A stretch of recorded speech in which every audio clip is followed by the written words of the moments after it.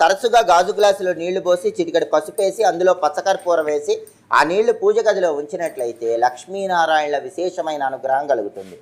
అనుకున్న పనులు అనుకున్నట్లు పూర్తవడంతో పాటుగా ధనపరంగా విశేషమైన ప్రయోజనాలు సిద్ధింపజేసుకోవచ్చు.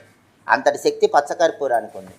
అలాగే ఇంట్లో నెగిటివ్ ఎనర్జీ ఎక్కువ ఉన్నట్లయితే ఆ నెగిటివ్ ఎనర్జీ పోగొట్టుకోవటానికి వీలైనప్పుడల్లా పచ్చకర్పూరము లవంగాలు కలిపి రాత్రిపూట ఇంట్లో కాల్చండి.